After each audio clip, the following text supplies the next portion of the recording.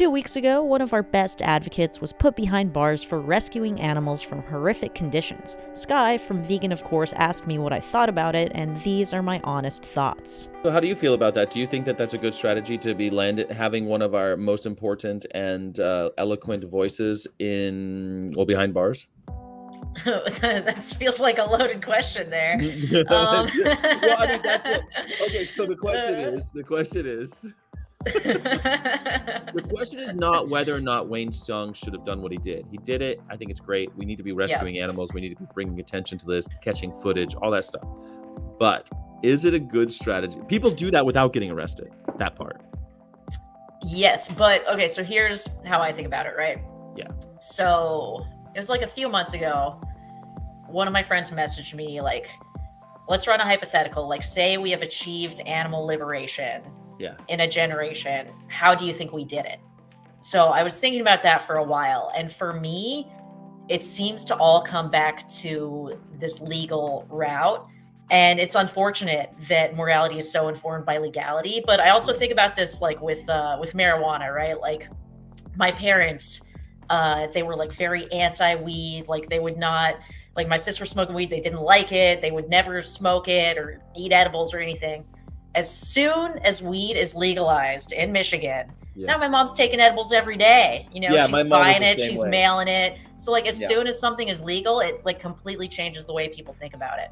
So in terms of like just rescuing, in terms of just rescuing animals, obviously people should still do that. That's great, but that's not going to change the protection that animals have under the law, right? But this open rescue is trying to do just that. It's trying to get them, you know, legally recognized as individuals under the law so that they will be protected, so that abusing animals will not be legal. Because that's what animal liberation looks like to me. It's like, obviously people are still going to abuse animals, but if we have legal ramifications for that, I think that's about the best we can hope for in regard to animal liberation.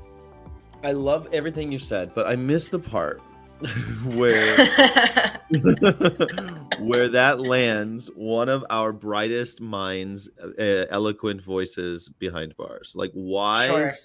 In order to do what you just said, I think that there are ways to do it without the incarceration of Wayne Hsiung. I mean, obviously, like, it doesn't have to be specifically Wayne Hsiung, right? Like, it could have been but there were other people who were on the case, right? But he was the one who wanted to move forward. And honestly, I think that when we put our most powerful people in prison, that is important, because that sends it. Like, can you imagine if Earthling Ed were in jail right now? People would be flipping their shit. Yeah. And we want people flipping their shit so that the courts can see like, oh, hey, maybe we fucked up, or like the public is against our decision. Like that, we need that. So yeah, I do think having Wayne in jail, could help. And like the other thing is, there aren't that many people willing to just go to jail for 3 years, right? Like it's kind of rare. So the fact that Wayne is willing to do it, he is willing to sacrifice his freedom. I don't think we should squander that just because he's eloquent. There are other people who are eloquent. Fair enough. That's a good point. That's a really good point. Okay. All right. You're winning me over. I'm starting to think about it a little bit differently. Okay. But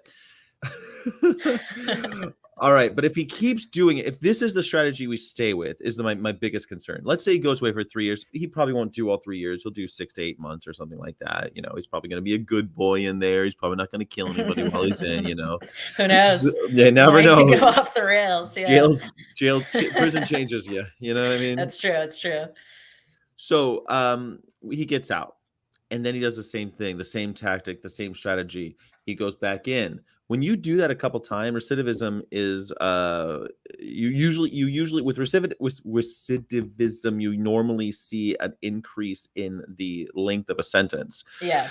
And I don't want to have him gone for 17 years, or that's how long Nelson Mandela was in, or 10 years. That's how long Ronnie Lee was in.